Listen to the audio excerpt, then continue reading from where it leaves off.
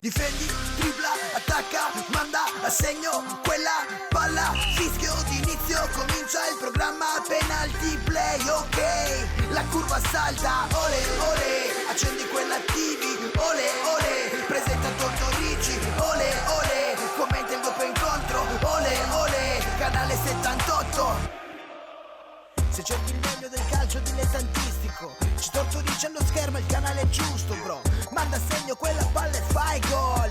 Qui niente fuffa, si commenta il vero sport. Rivedi le partite coi protagonisti, l'allenatore, il calciatore, i giornalisti, i punti di vista, i risultati e le classifiche. Qua si fa calcio, non si pettinano bambole. Difendi, tripla, attacca, manda a segno quella palla, fischio d'inizio, comincia il programma penalty play, ok, la curva salta, ole ole, accendi quella TV, ole ole, presenta Tortorici, ole ole, commenta il doppio incontro, ole ole, canale 78. Lo sport, il calcio e non solo. Tutto questo è Penalty Play. Gli approfondimenti sportivi, le notizie, gli ospiti, le interviste dal mondo dell'attualità, la cultura e lo spettacolo.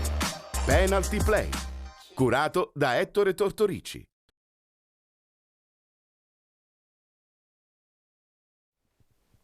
Telespettatori di Gold 78, buon pomeriggio, ancora una volta vi giunge da Penalty Play, l'appuntamento dell'approfondimento sportivo e non solo, dal lunedì al venerdì tra le 14.30 e le 15.30.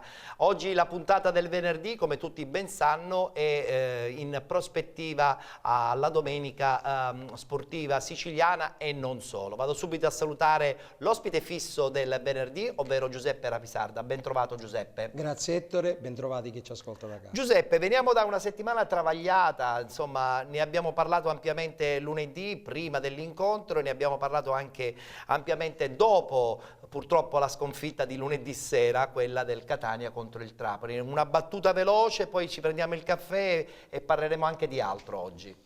È una sconfitta maturata sul campo.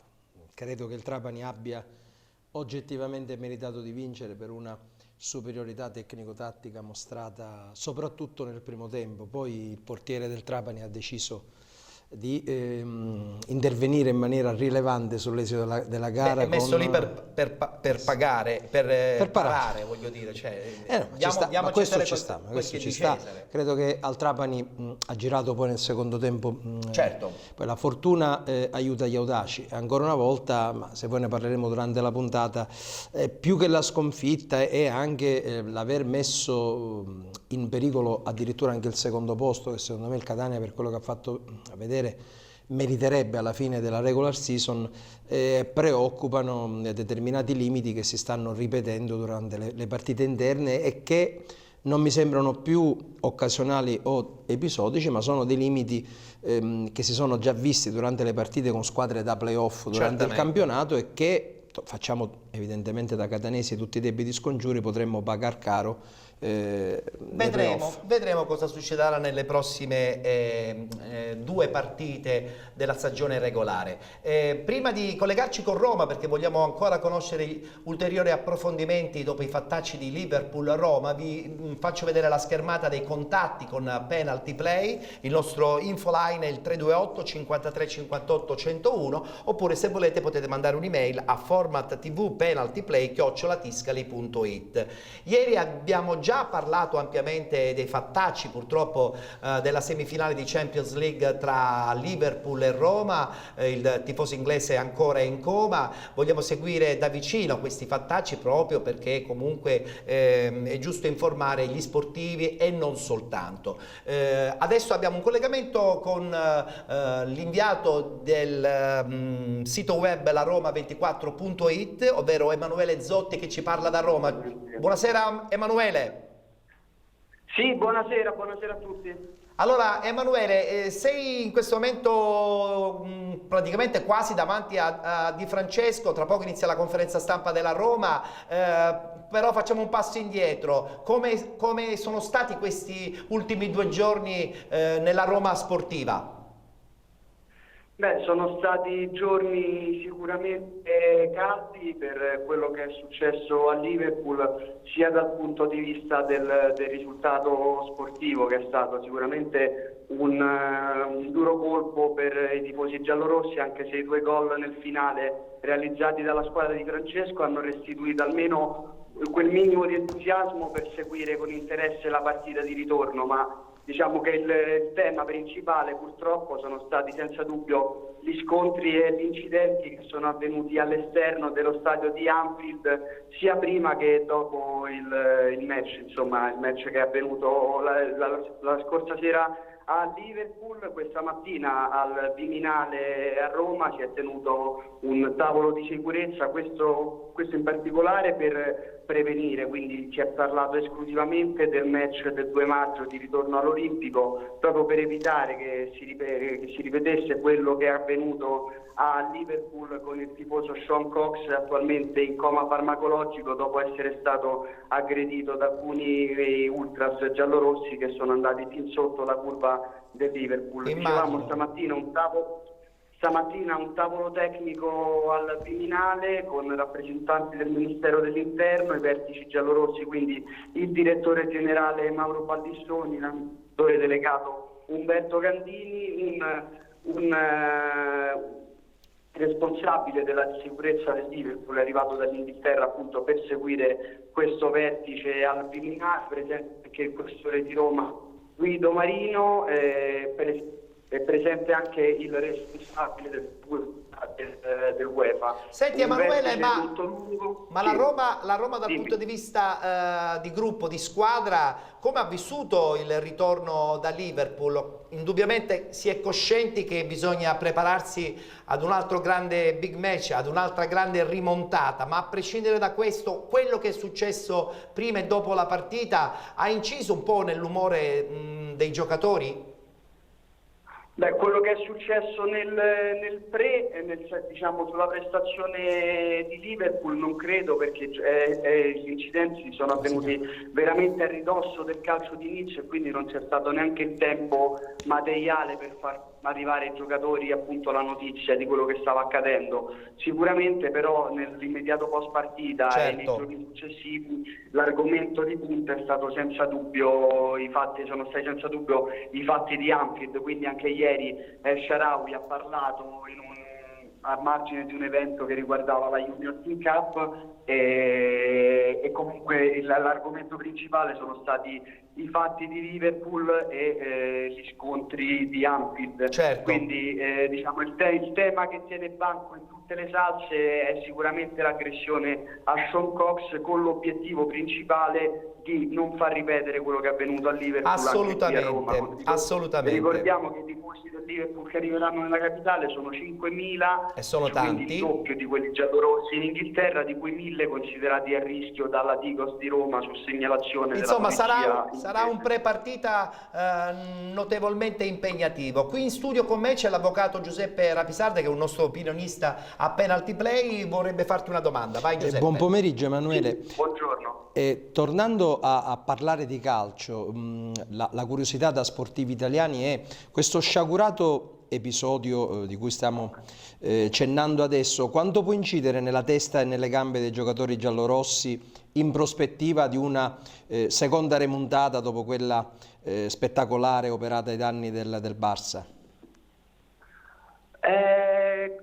Penso che dal punto di vista proprio sportivo non possa incidere più di tanto, perché comunque qui a Trigoria si è cercato di mantenere comunque un ambiente, diciamo, quanto più normale possibile. C'è tensione, ma c'è tensione perché c'è una grande partita con uno stadio tutto esaurito in ogni ordine di posto e c'è stato veramente il rischio di vanificarla, nel senso che se un 5-0 fosse stato il risultato finale probabilmente neanche ci sarebbe stato quasi motivo di andarla a vedere al ritorno, per i tanti tifosi che hanno fatto, ricordiamo, 2 notti di fila per acquistare un tagliando.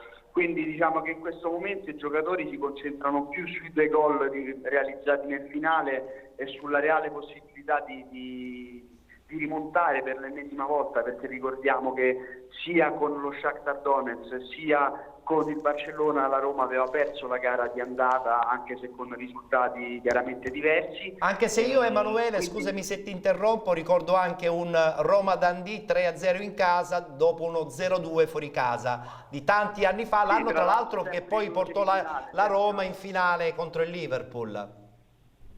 Sì, infatti ci auguriamo che l'esito, chiaramente a Roma, ci auguriamo tutti che l'esito sia lo stesso, anche se lo spessore dell'avversario in questo caso è notevole. Abbiamo visto che una nostra vecchia conoscenza come Momo Salah quest'anno è sbocciato in tutta la sua forza, in tutta la sua appunto cinicità, perché con tutto il suo cinismo, perché il primo gol che fa Salah a Liverpool è veramente una perla pazzesca. Assolutamente d'accordo, assolutamente d'accordo. Sta dando veramente il meglio, e qui a Roma si mangiano un po' le mani, perché alla luce di quello che sta facendo i 42 milioni più bonus a cui è stato venduto sembrano davvero pochi. La Roma ha avuto la sfortuna di chiudere questa trattativa prima dell'affare Neymar, che ha sbaragliato un po' tutti i prezzi di mercato, e quindi in questo momento sarà quasi a 50 milioni di euro, sembra quasi un regalo dopo i 40 e passa con fatti in premio. È vero. Bene Emanuele, noi ti ringraziamo, ti auguriamo il buon lavoro, saranno 3-4 giorni prossimi assolutamente super impegnativi tra campionato e poi questo grande big match allo Stadio Olimpico. Ti auguriamo anche un in bocca al lupo, e un in bocca al lupo soprattutto rivolto chiaramente a questa Roma che ci rappresenta in questo momento in Europa. Grazie. Crepi, grazie, buon lavoro. Grazie a Emanuele Zotti e la Roma24.it. Abbiamo voluto in questi 2 giorni, Giuseppe, parlare anche dei fatti, perché insomma bene o male Catania è stata vittima tanto tempo fa di alcuni scontri che sappiamo benissimo che cosa poi hanno generato.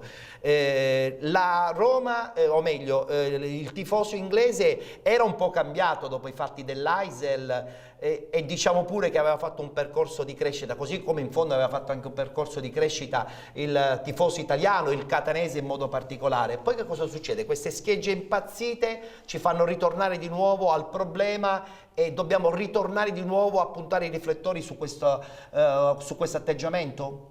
Ma io credo che uno degli errori che non mi riferisco evidentemente a te, ma che generalmente i mass media dovrebbero evitare, è quello della facile demagogia. Chiaro. Perché per quanto riguarda Catania, sono anni che si mangiano luoghi comuni a proposito dei fatti del 2 febbraio, e mi sembra adesso in maniera assolutamente immotivata e con misure che sono meramente inibitorie, senza alcuna motivazione, che poi quando tu violi la libertà di movimento di cittadini italiani che non hanno mai fatto del male a una mosca, parlo della pluralità dei tifosi catanesi, un obbligo di motivazione ci dovrebbe essere. Abbiamo assistito quest'anno ad una marea di trasferte vietate tout court, lì dove evidentemente si dovrebbe, ci sono persone pagate per prevenire e favorire l'ordine pubblico. Come se il problema fosse il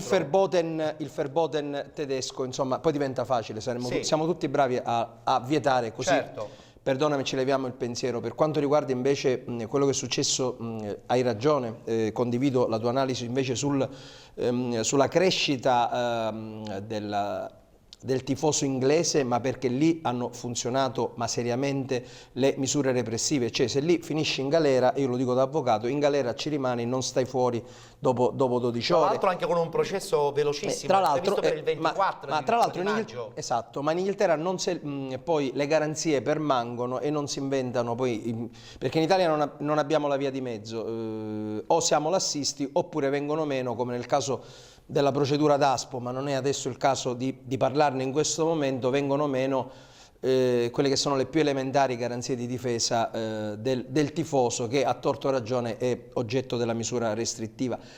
La Roma, fermo restando che mi unisco da sportivo italiano alle ali in bocca al lupo, perché è la rappresentante italiana e Dio sa quanto dopo l'eliminazione dei mondiali il calcio italiano ha bisogno di sprone per andare avanti, però ricordo a me stesso che a Roma e mercé tifosi della Roma si sono susseguiti, non è un fatto episodico o occasionale, è la vero, Roma, è vero. non dico la Roma in generale, ma i tifosi della Roma, oppure gente che ha al collo la sciarpa giallorossa, più di una volta si è macchiata di efferati delitti, e a mia memoria non ricordo che l'Osservatorio del Viminale abbia mai proibito alcunché ai tifosi della Roma. Mentre invece il luogo comune, se tu mi parli del Catania, io ricordavo, e completo la mia analisi, che un tesserato ricordava oggi che stava facendo la 13ª trasferta consentita. I non tesserati credo ne siano state consentite 2 o 3, tutte le altre sono state vietate. Parliamo in Serie C di 18 trasferte, se la matematica non è un'opinione. Quindi contiamo sul fatto che non tesserati sono state consentite credo un paio di trasferte e non di più, a Brindisi e non ricordo certamente poche. In altri luoghi certamente sì, un paio, poche. 2 o 3 al massimo. Poche. Ai tesserati che avrebbero avuto il diritto di accedere ovunque, perché la tessera del tifoso nasce apposta, con questa per garantire. ratio, in realtà ne sono state consentite 13 su 18, in tout court ne sono state proibite 5. Vero, vi sono situazioni logistiche come in campi vicini che obiettivamente anch'io l'avrei proibito, ma più secondo me in danno del tifoso catanese, perché sappiamo bene, mi riferisco espressamente a Siracusa, che sia un campo particolarmente inadeguato per un campionato professionistico. Lo stadio è come quando ce lo ricordavamo noi, insomma, come l'abbiamo lasciato 30 anni fa probabilmente, tranne il fatto terreno. Che il terreno è verde perché è in sintetico. Dopodiché evidentemente non è che io adesso per mentalità dico al lupo colpite la Roma, è così, giusto, però ritengo che se l'Osservatorio del Viminale e soprattutto se chi è deputato a prendere valutazioni gira un pochino il collo, invece di guardare soltanto a Catania e in maniera, condivido troppo il termine, decisa, esagerata, e adesso immotivata, esagerata. Questo è un tavolo che ho già detto e lo ripeto. Questo potrebbe essere un discorso anche legato ai prossimi playoff, con il rischio che probabilmente non è escluso che molti playoff non li andremo neanche a vedere. Non dimentichiamo che nell'unica partita dei playoff, è vero che l'anno scorso siamo arrivati 11esimi, quindi nell'unica partita che abbiamo fatto in campo esterno a Castellammare c'è già stato il problema della proibizione di andare in trasferta. Se io ricordo che le finali playoff, tocchiamo tutti i ferri di questo mondo, noi arrivassimo fino in fondo, o da secondi o da terzi, comunque delle chance si hanno di arrivare fino in fondo, e tu vai a Pescara, noi sappiamo che anche col tifo abruzzese vi è un certo tipo di rivalità, essendo loro poi legati ad altre realtà territoriali siciliane. Non si prospettano situazioni facili. Secondo me bisogna mettere alla prova quella che è la maturità del tifo catanese, che comunque per quanto mi costa ha soltanto in testa il bene del Catania, non certo di andare a far danno. Se poi evidentemente i mass media è completo, perché così poi tra poco, a parte che questo discorso tra poco se poi i mass media evidentemente anche laddove è accaduto si prende anche un eccesso di reazione, mi riferisco, perché sai che non le manda a dire, ciò che è accaduto alla circonvallazione di Palermo, laddove evidentemente tu devi fare da vittima, poi si sbaglia nelle reazioni probabilmente, ma se dovevano fare i polli arrosto nelle macchine perché oggetto di aggressione alla circonvallazione, cioè io non riesco a capire, noi due litighiamo, no? Sì. Io magari poi evidentemente eccedo, litighiamo è proprio periodo ipotetico del 4° grado alla greca, delle realtà, ma due soggetti che litigano, non si litiga da soli. Certo. Cioè, io ho assistito veramente attonito, ma lo dico non abusando della mia qualifica di legale. Bene, avete punito i tifosi del Catania, ma chi ha aggredito alla circonvallazione i tifosi del Catania? Ma chi erano, dei marzianini o era qualcuno? No, non si è capito. Non si è capito. Allora, e come dico io, andiamo avanti. Facciamo una cosa, allora non ti posso offrire il caffè perché sei già abbastanza carico e determinato. Ti prendi quando magari si tratta dei tifosi del Catania, un digestivo potrebbe essere più comodo. Allora mi passi il caffè per me, perché questo lo prendo volentieri, perché tra poco... Ci manca Angelo, che salutiamo. Ah certo, salutiamo, un mega tifoso. Dicevo, adesso ci dovremmo collegare con il giornalista Tonino De Mana, profondo conoscitore anche lui del calcio Catania, Catania. Voglio sentire un po' il suo parere, perché magari potrebbe darci ulteriori suggerimenti, ulteriori idee su questo prossimo incontro che il Catania andrà ad affrontare in una difficile trasferta, qual è quello di Matera. Tonino è già in linea. Pronto Tonino? Sì. Buonasera Ettore, Tonino, come stai intanto? Ma sto bene, un caffè ci vorrebbe volendo. Allora guarda, la prossima volta verrai in studio, lo prenderai con noi e così ci potrai raccontare anche altre vicende e altri pensieri sul calcio Catania. Senti, intanto una battuta veloce su quello che è successo in casa contro il Trapani. Cioè, è stata una partita ideata e giocata male dal Catania, soprattutto nel primo tempo, solo perché le direttive da parte di Lucarelli erano sbagliate, oppure perché effettivamente dall'altra parte c'era un Trapani che diceva la sua e la diceva alla grande? Ma un po' entrambe le cose, Ettore. Un Catania troppo attendista, timido, lanci prevedibili, poco gioco sulle fasce. Un po' poco per una squadra che puntava quanto prima alla promozione diretta. Juve Stabia e Trapani, un solo punto in casa. Diciamo che il Catania è inciampato sul più bello, come si suol dire. E adesso sarà dura perché è una roulette russa quella dei playoff. Ma intanto bisognerà pensare, come dici tu, alla gara con il Matera, altro brutto cliente. È vero. Auteri sa far giocare bene le proprie squadre. È vero, questo dimostra che ancora il campionato è apertissimo, non certamente per la testa ma per la lotta a questo sospirato secondo posto che permetterebbe 2 partite in meno, anche un modo di arrivarci con più determinazione, perché poi ogni partita diventerà veramente un terno all'otto, sia l'andata che il ritorno. Ma in prospettiva il Trapani ha qualche chance secondo te attualmente di arrivare effettivamente al secondo posto, oppure bisogna veramente attendere adesso il prossimo incontro, il Catania a Matera e loro invece in casa con il Monopoli? Ma vedendo la partita del Massimino, oggettivamente mi è sembrato il Trapani più in palla che il Catania. Lucarelli ha parlato di pressione, ma io non capisco il motivo di questa pressione. Dovrebbe essere un valore aggiunto il Massimino ed invece non dovrebbe essere un problema. Quindi già questo atteggiamento sinceramente non mi è piaciuto. È vero che il Catania ha ottenuto 10 vittorie fuori casa ed è un'inversione di tendenza rispetto al passato, ma è anche vero che il Catania ha perso 3 volte in casa, mentre Lecce e Trapani, se non sbaglio, hanno perso una sola volta. Quindi in questo senso il finale di stagione è davvero incandescente, con il Trapani secondo me, ahimè, favorito, perché giocherà in casa contro il Monopoli. E poi sarà una partita delicata a Cosenza, un campo, quello del San Vito, sempre insidioso. Però il Catania, lo ricordiamo, dovrà giocare con il Matera. Pensando che poi magari l'ultima giornata batterà il Rende, certo. Probabilmente sì, anche se il Rende è in corsa per i playoff. Questo ci fa pensare che a questo punto a Lecce stanno già brindando abbondantemente già dopo il pareggio, dopo la vittoria del Trapani. Non ne stiamo neanche più parlando di un potenziale miracolo quasi impossibile che Lecce perda il campionato. Ma i miracoli del calcio, come tu sai, avvengono. È anche vero che non mi sembra questo il caso, perché 4 punti di vantaggio con 2 gare dal termine, sinceramente il vantaggio è enorme. Soltanto un suicidio calcistico del Lecce potrebbe rimettere in corsa Catania o Trapani, ma sinceramente mi sembra difficile. Sembra il Catania molto dovrà difficile. Pensare dovrà riordinare le idee e pensare di ottenere quel secondo posto che, ripeto, non è facile da raggiungere a questo punto, perché gli scontri diretti vedono favorito il Trapani. Certo. Il Trapani, diciamo, ha il destino nelle proprie mani. Certo. Il Catania dovrà fare qualcosa di importante, vincere contro il Matera, vincere contro il Rende e soprattutto sperare in un passo passo del Trapani. Senti, credo. in prospettiva playoff, e poi chiudo la telefonica con te, in prospettiva playoff, a prescindere da come ci si arriva, secondi o terzi in classifica, cioè quale potrebbe essere la giusta mentalità per arrivare a giocarsi la finalissima a Pescara, che è veramente in questo momento lontanissima,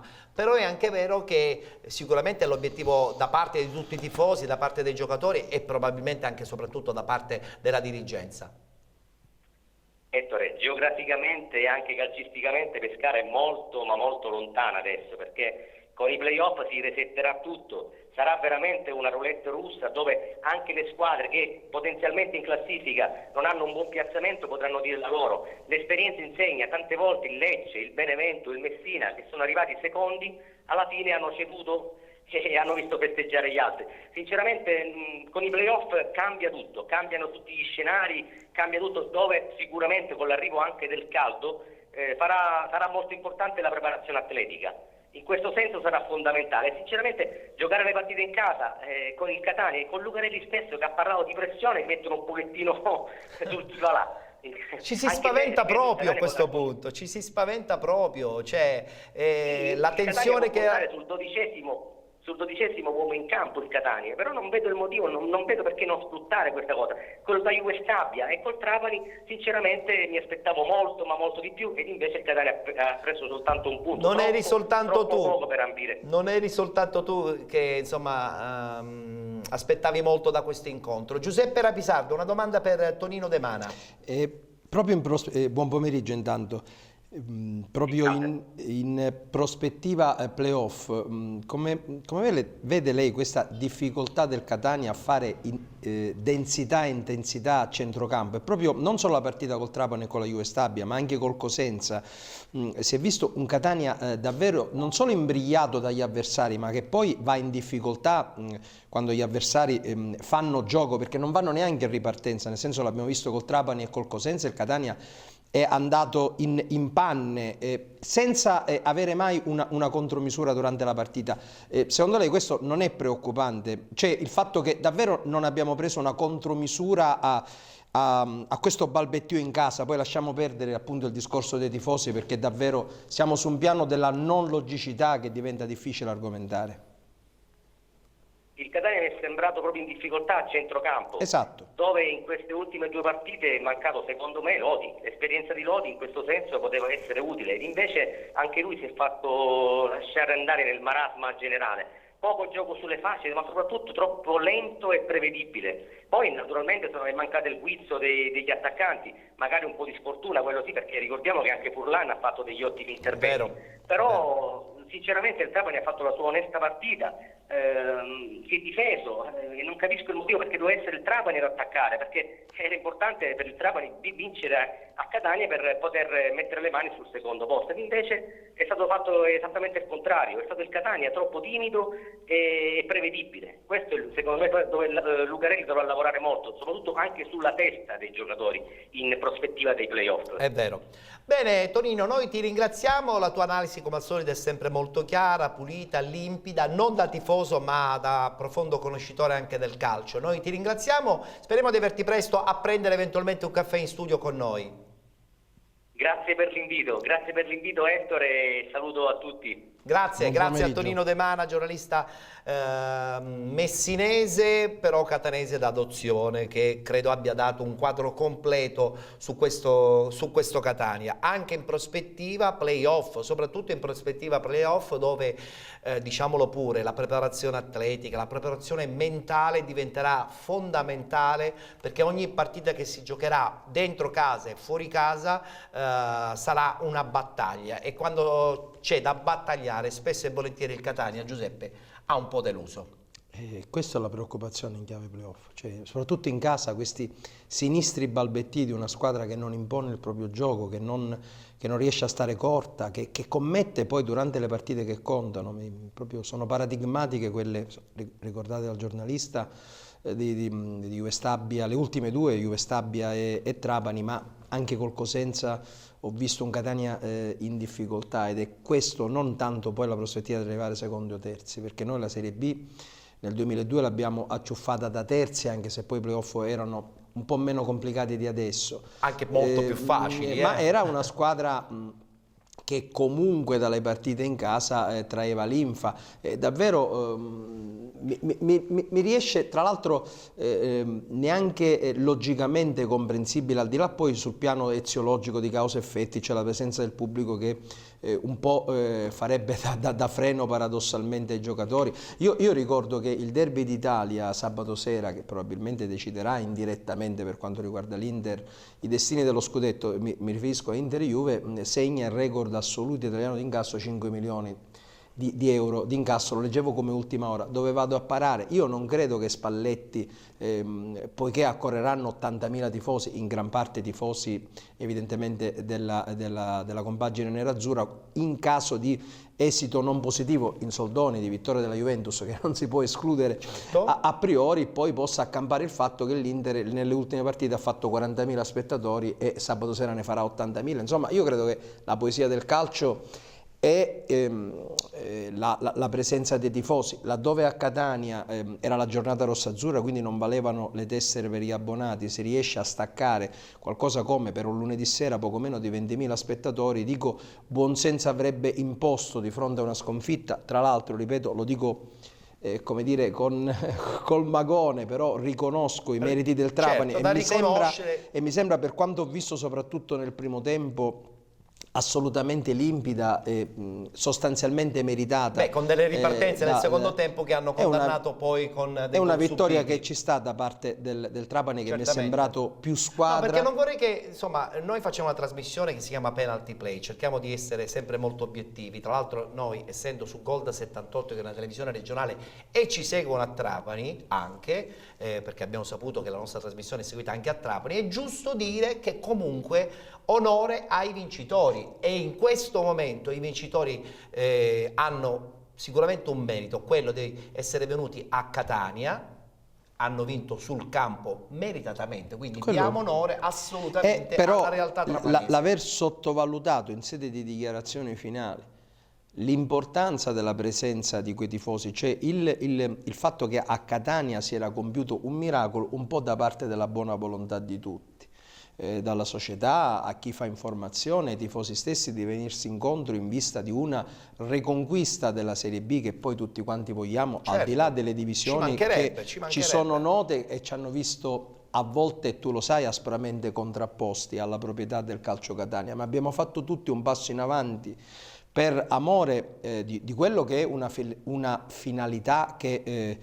sovrasta poi le individualità di ciascuno di noi, cioè il bene del Catania, e però di fronte a quel tipo di guarda, l'ho visto non dalla tribuna, io l'ho vista dalla curva, quindi, dalla curva nord, io ho ammirato una curva sud, ecco, quindi non sto parlando della curva di riferimento mia, ma ho ammirato, vedi, se parlassi bene della curva nord è troppo facile, ma ho ammirato di rimpetto una curva sud veramente spettacolare, piena come ai vecchi bei tempi. E sinceramente una squadra che si fa condizionare dai propri tifosi, beh, non è più una squadra. Ecco, io fossi nei giocatori del Catania aprirei, ma da uomini, un dialogo pacato e civile con i tifosi, cioè se vogliono giocare da soli lo dicano, certo. Ma i playoff tutte le squadre, Ettore aveva ragione Tonino De Mano, cioè si vincono, diventa un campionato a parte, ma sfido un esempio dei playoff da sempre, non degli ultimi anni,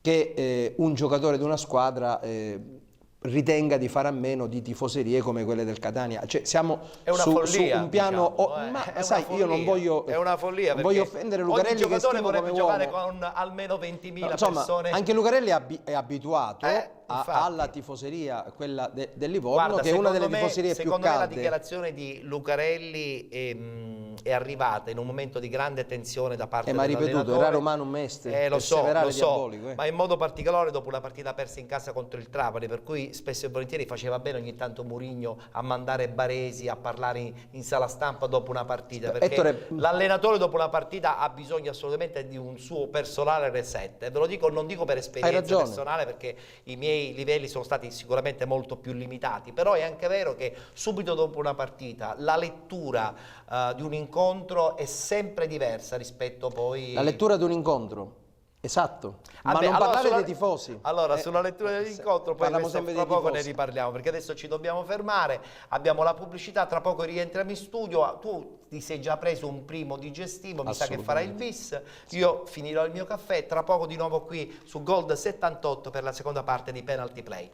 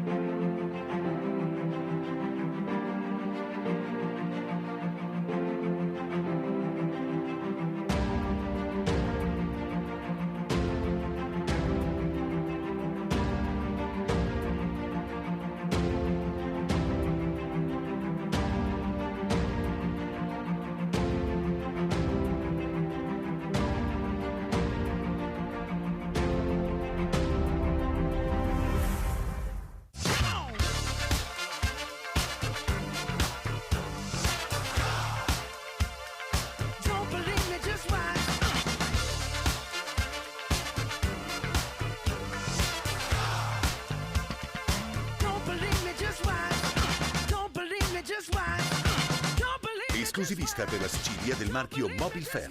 Infoline 336 9207 27.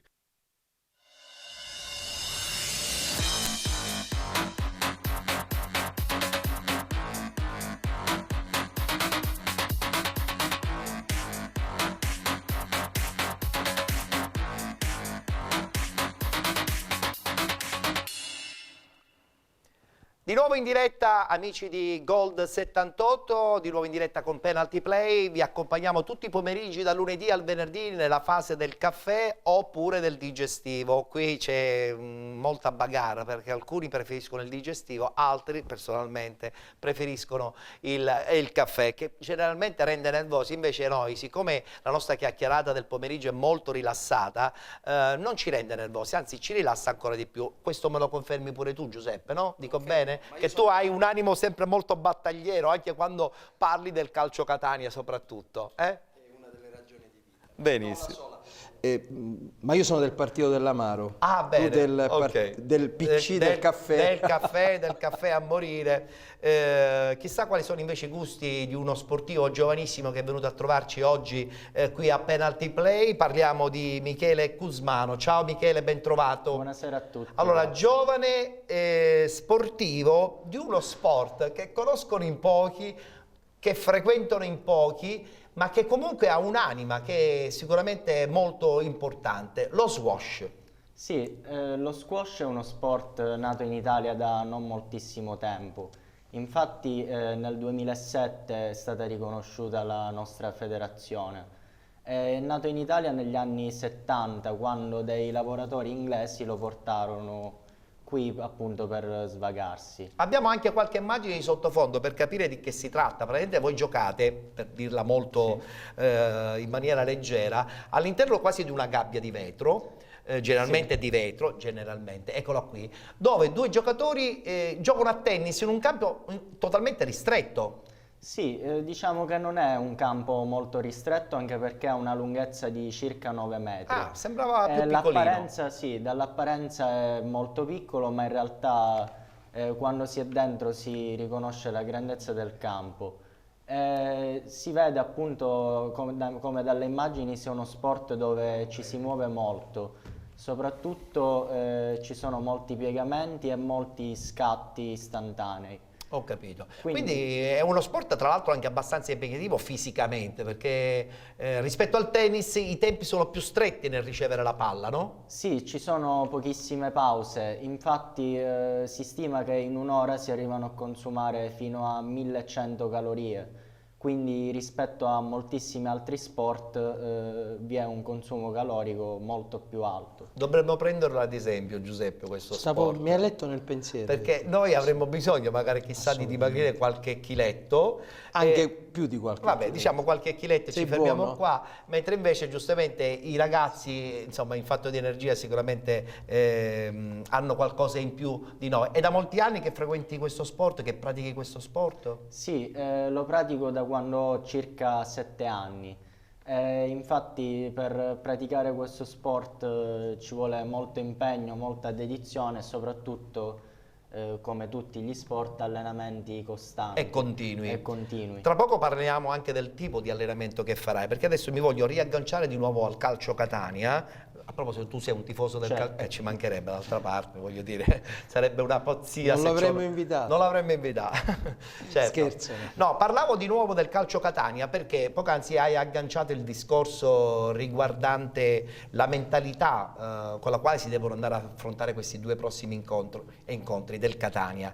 E deve essere una mentalità di predisposizione alle battaglie prossime. Se quando si giocheranno i playoff avremo questo calo di mentalità, quanto possiamo rischiare di venire fuori a quel punto dai playoff? Tantissimo.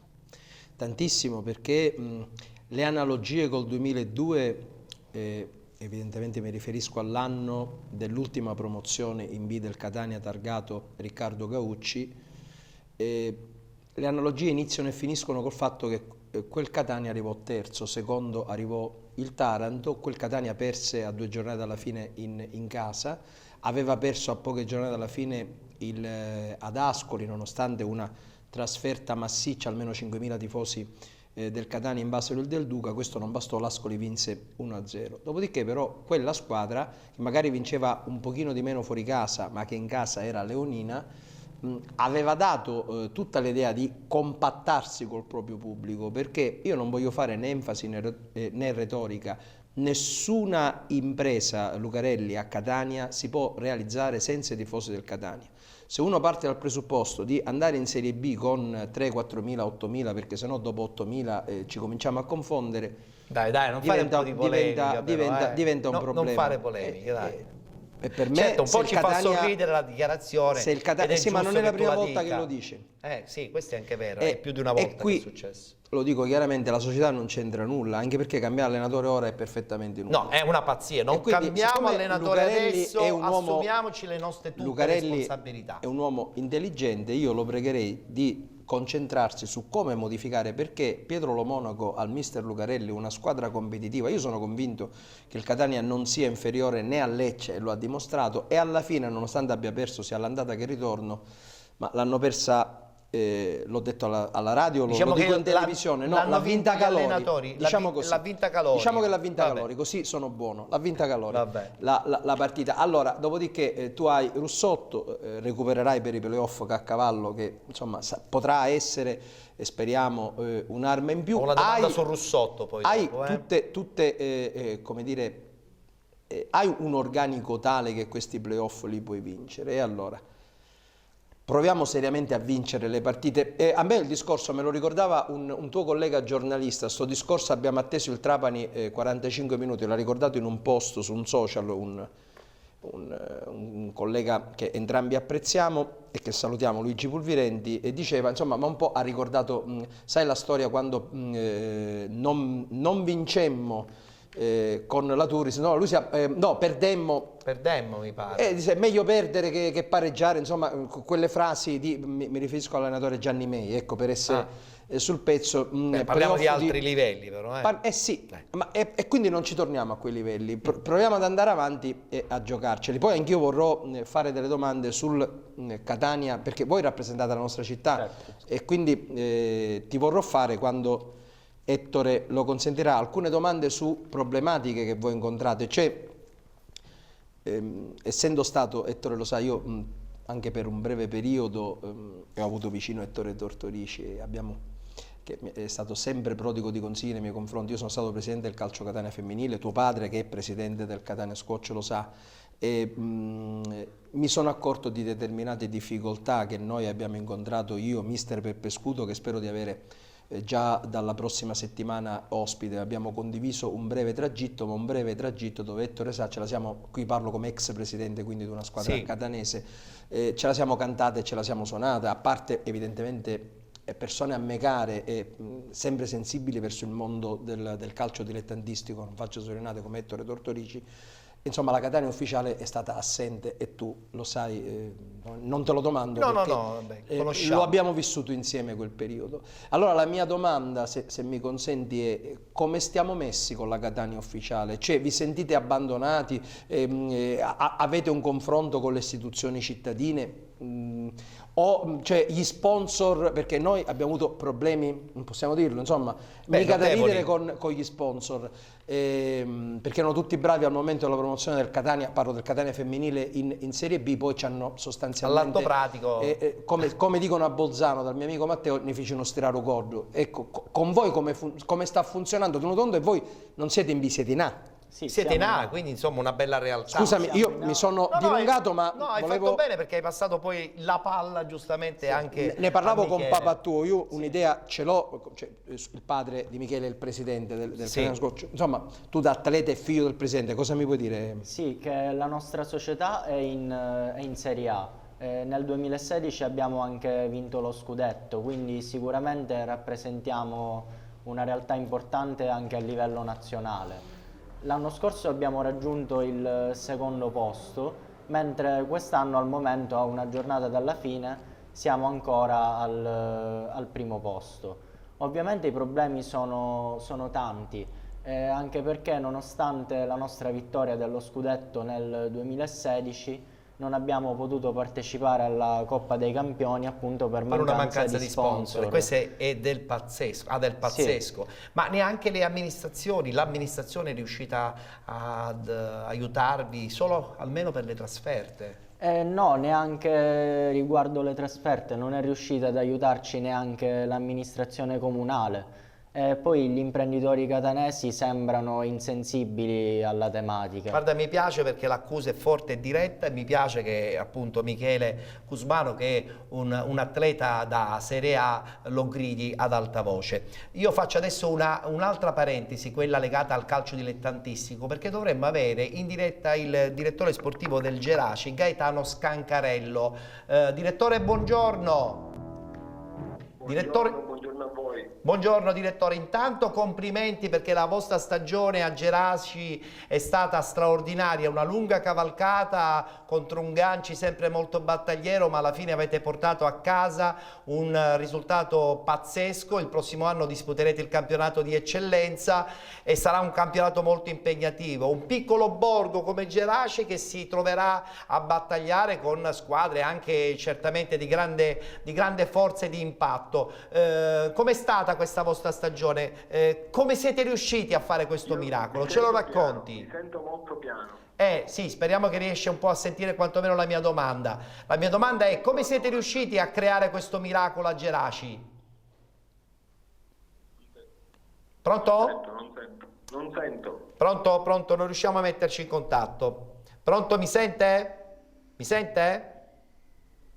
Abbiamo problemi con l'audio, vabbè, rientriamo in studio, eventualmente vedremo di risistemare il collegamento con il direttore sportivo del Geraci. No, perché il Geraci, non so se tu segui il calcio dilettantistico, pochino, no. Geraci è un piccolo borgo medievale del Palermitano, sì. Pochissime anime, e la prossima stagione disputeranno il campionato di eccellenza, che in poche parole è il campionato quasi più importante della Sicilia, perché l'interregionale abbraccia pochissimi centri ma soprattutto abbraccia anche altre regioni d'Italia, per cui è il primo diciamo campionato regionale dove alcune realtà locali insomma cercano di portare a casa risultati di prestigio. Un piccolo centro come Geraci la prossima stagione disputerà il campionato di eccellenza. Certamente le trasferte non saranno di lunga gittata, ma hanno dei costi. Mi pare impensabile come lo squash, che comunque è uno sport internazionale e che comunque abbraccia anche un certo tipo di tipologia sportiva, non riesca ad avere 2 o 3 sponsor che accompagnino anche la crescita e la valorizzazione dello sport stesso. Com'è possibile secondo te? Anche a me sinceramente sembra assurdo, anche perché nonostante, come ho già detto, abbiamo conquistato lo scudetto nel 2016, quindi abbiamo dimostrato di essere una realtà importante a livello nazionale, in questo caso la più importante. Abbiamo raggiunto il podio l'anno scorso, quest'anno siamo primi al momento. Quindi come si svolge il campionato? Anche per capire bene un pochettino il meccanismo. Il campionato è costituito da 4 giornate differenti che si disputano in 4 città d'Italia differenti. In questo caso è stata disputata a Cosenza, a Padova e a Riccione, 2 tappe a Riccione dove lì c'è il centro federale. In queste 4 giornate vengono disputate appunto divise in queste giornate le varie partite, i vari match dove giocano, la squadra è costituita da 3 atleti maschi e da una donna. Bene, vedo che lo sport insomma assembla uomini e donne insieme e soprattutto con un obiettivo: valorizzare realtà sportive praticamente sconosciute, perché diciamolo pure non c'è grande visibilità, passaggi televisivi 0 probabilmente. Passaggi televisivi 0. Anche se adesso la rete un po' aiuta, perché qualche canale dedicato in rete lo riusciamo a beccare, però la visualizzazione sulle TV chiaramente è molto limitata, a discapito anche giustamente di chi fa tanti sacrifici importanti che dovrà fare anche il Catania, perché io quando parlo di Catania mi devo rivolgere giustamente a Giuseppe, perché Giuseppe, al di là di essere un grande sportivo, secondo me è anche un intenditore oculato sulle sue dichiarazioni. Sacrifici che il Catania dovrà andare ad affrontare subito con la partita di Matera. E quanto i tifosi possono aiutare questa squadra nei prossimi 2 incontri? In che modo possono aiutare la squadra nei prossimi 2 incontri della stagione regolare? Intanto dobbiamo essere bravi a non rovinare tutto, a tenere i nervi saldi per esperienza, perché comunque l'obiettivo ancora è raggiungibile, lo dico proprio, questo mi rivolgo direttamente a chi ci crede, a chi non sta pensando soltanto ad andare a Piazza Europa, magari nell'ultimo momento utile, ma chi vive e partecipa alle vicende del Catania. Quindi intravedere insieme alla società, ai ragazzi, a Lucarelli, un percorso che ci consenta di ricompattarci fino a quando avremo la speranza che comunque, per quanto lontana, rimane concreta, che è di riprenderci la Serie B. È chiaro che abbiamo subito tutti un colpo a livello psicologico mica da ridere lunedì sera, ma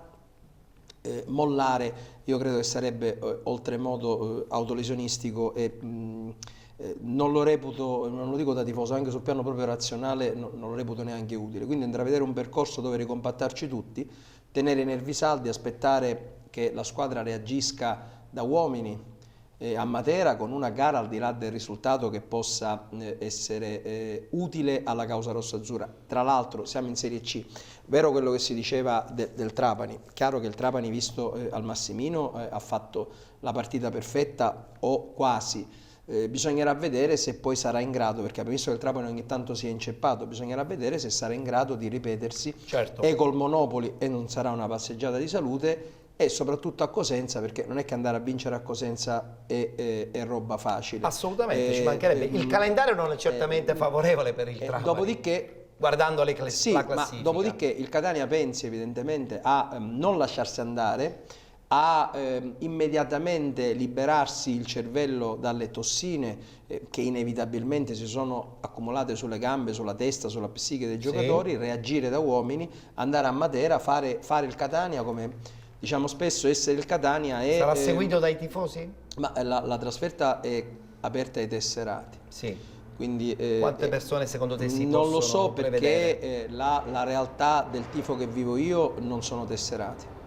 Per una scelta che io condivido, perché secondo me la tessera, senza nulla levare alla legittima scelta di chi ha sottoscritto la tessera del tifoso, secondo me è uno strumento che si è rivelato soltanto parzialmente dissuasivo, perché poi alla fine sappiamo che le trasferte vengono vietate, tesserate, non tesserate. Quindi cambia poco. Detto questo, non ho in questo momento idea della risposta del tifo rossazzurro. È chiaro che le presenze per Catania Rende dipenderanno anche dall'esito della partita col Matera, perché è chiaro che se il Catania fosse ancora in corsa per il secondo posto, magari non si avranno le presenze di Catania Trapani, però sarà un'avvisaglia delle presenze che si potranno avere nei playoff, che Catania inevitabilmente dovrà fare. E secondo me i playoff però vanno fatti non inseguendo adesso processi, non inseguendo appunto dichiarazioni, solo per vincere in campo, punto. Vanno fatti,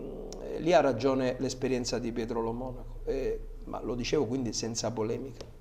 I playoff si vincono tutti insieme. Certo. Se voglio dire, non abbiamo l'allenatore, non abbiamo la squadra o la società o i tifosi o la stampa, quelle famose componenti che sono state le artefici del miracolo del Catania targato Lo Monaco in Serie A, io credo che almeno questa alchimia magica che ci ha consentito di interloquire con gli squadroni di Serie A e di giocarcela da pari a pari, almeno noi dalla parte di chi segue, di chi fa informazione, o dalla parte dei tifosi, dobbiamo provare a ricomporla a tutti i costi. Dopodiché a fine anno, in base al risultato, come avviene in tutte le aziende, noi valuteremo, ma una cosa a casa io credo debba essere chiara, perché poi a Catania un pochino siamo molto emotivi, no? Nella valutazione di fatti ed eventi. Io ho avuto la fortuna di andare a Torre del Grifo e parlare con persone che in Serie B ci vogliono andare, quindi sgombriamo il campo dagli equivoci. Che i giocatori non vogliono andare in Serie A, ma né i giocatori, perdonami, stavo facendo un misto tra giocatori e società, quindi stavo inventando un neologismo, ma né sia i giocatori che la squadra, che la società che l'allenatore vogliono andare in Serie B, non meno di quanto ci vogliono andare i tifosi, quindi? che però evidentemente siamo in grado di farlo, come abbiamo visto, non dipende soltanto da noi, ma anche a volte dai nostri limiti, a volte dalla bravura. Tu parlavi del Lecce, concludo, io ricordo a me stesso, ho parlato con tifosi del Lecce, perché poi al di là delle rivalità si parla e anche si dividono le rispettive paure e preoccupazioni. I tifosi del Lecce erano quanto di più spaventati, ma non tanto dal Catania. Il Lecce sono 5-6 anni che sta inseguendo a fior di milioni di euro riperdere di nuovo la Serie B. stagione. In realtà, io lo ricordo a me stesso, il Catania dalla retrocessione incredibile, maturata non sul campo, ma maturata il 23 giugno fuori campo, dalla Serie B alla Serie C, il Catania un campionato normale di Serie C non l'ha mai fatto, e quindi? Perché ha inseguito purtroppo i fantasmi di una gestione societaria che definire da cataclisma sarebbe un eufemismo. Sappiamo e conosciamo bene sappiamo le il dramma che di abbiamo di vissuto Pablo in Cosentino, prima che persona, salutiamo in televisione sperando di non rivederlo mai più né di risentirlo mai più. Vabbè, Dopodiché evidentemente lo Monaco ha raccolto i cocci in questi 2 anni e alla prima occasione utile, cioè partendo da zero, il Catania comunque lì, giochiamocela. Se mi chiudi così non ti faccio nessuna poi domanda finale. Vabbè, ho chiuso. Vabbè, sto scherzando. No, anch'io. No, siamo nei minuti finali e un'altra battuta la voglio fare con Michele. Quante squadre in realtà siciliane ci sono di squash? Perché insomma, a parte voi come Catania, le altre province, insomma, come vivono questa crescita di questo sport? A Catania, allora, abbiamo il nostro club a Catania, mentre in Sicilia, diciamo, a livello nazionale non c'è nessun altro, anche perché siamo gli unici che svolgono questa attività a livello nazionale. Mentre come, diciamo, club dilettantistici vi sono dei campi a Messina e ad Alcamo. Voi dove vi allenate? Noi ci alleniamo e giocate poi, diciamo, le partite di campionato? Noi ci alleniamo e giochiamo alla First Fitness in via Messina e svolgiamo lì tutte le nostre attività. Ho capito. Bene, allora nella speranza che questo sport possa migliorare sempre di più la sua visibilità, e su questo, insomma, a Penalty Play spondate una porta e noi saremo sempre pronti a promozionarvi, nella speranza appunto che anche alcuni sponsor sposino un po' il vostro progetto, perché la visibilità poi alla fine c'è, voglio dire, non è, cioè, tu fai un campionato nazionale, il marchio potrebbe, insomma, avere una sua bella forza anche al di là dei confini siciliani. Il prossimo impegno? Prossimo impegno, sabato, cioè domani, parto io vado a Cosenza per i campionati italiani Under 17, mentre tra 2 settimane vi sarà appunto l'ultima giornata della Serie A a Riccione. Una domanda da incompetente, ma esiste una classifica individuale in Italia e anche nel mondo dei giocatori come nel tennis classico? Più o meno. Ecco, tu invece in che posizione sei posizionato? Al momento sono 8º nella classifica nazionale Under 17. Beh, abbiamo, insomma, fra poco potrai misurarti con Benedetto, allora. Ancora deve migliorare. Non è vero niente, non è vero niente. Va bene, allora ringraziamo Michele Cusmano, grazie per questa tua disponibilità. In bocca al lupo. E per averci raccontato anche, insomma, un po' quasi da incompetente questo sport. Ti auguriamo buona fortuna già nella partita di sabato e anche poi in prospettiva del campionato nazionale. Grazie a Michele Cusmano. E a questo punto devo anche salutare e ringraziare naturalmente Giuseppe Rapisarda, che rivedremo quando a questo punto? La prossima settimana, quando i giochi sono già fatti, no? Si torna da Matera o arrabbiati oppure super gasati perché magari possibilmente il Trapani, non ce ne vogliono gli amici Trapani, non faccia risultato in casa, quindi si può riaprire. È stata dura questa settimana. È stato durissimo questa settimana, infatti noi di Penalty Play abbiamo seguito quasi quotidianamente questa vicenda, perché insomma informare anche i tifosi catanesi e non solo è anche il nostro Però consentimi obiettivo. di abbracciare gli sportivi di Trapani e di fare per i playoff, perché temo li faranno pure loro. Certo, questo via, sicuramente. Il cavalleresco in bocca al lupo, poi magari successe anni fa a scapito del Catania, il Catania batté il Messina sia all'andata che al ritorno. Sì, e vinse, vinse addirittura 4-0 al Massimino e 2-0 al Messina. Ma qua eravamo convinti quando li incontrammo nella finale dei playoff, io tantissimo. Sono fuori tempo, veloce.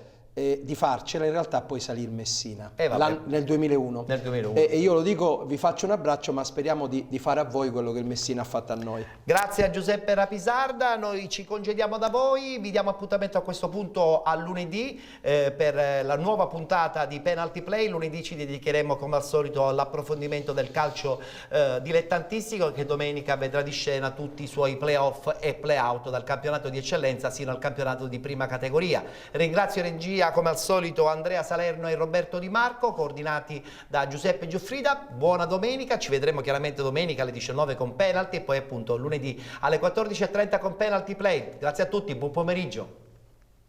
La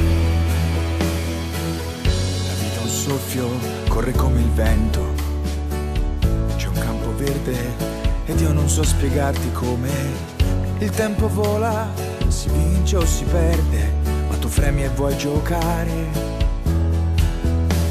Mi insegni che la vita la posso amare anch'io, è la mia partita e so per chi ti fare amore mio. Vinci per me, tu che sai come fare, corri per me, tu che sai dove andare, sei il campione della vita. E se tutto è un campionato con la strada in salita, non ci manca il fiato, perché vincere è la ragione per cui tu sei nato. Perché vincere è la ragione per cui tu sei nato. Perché vincere è la ragione per cui tu sei nato. Perché vincere è la ragione per cui tu sei nato. Vinci per me, tu che sai come fare, perché vincere è la ragione per cui tu sei nato.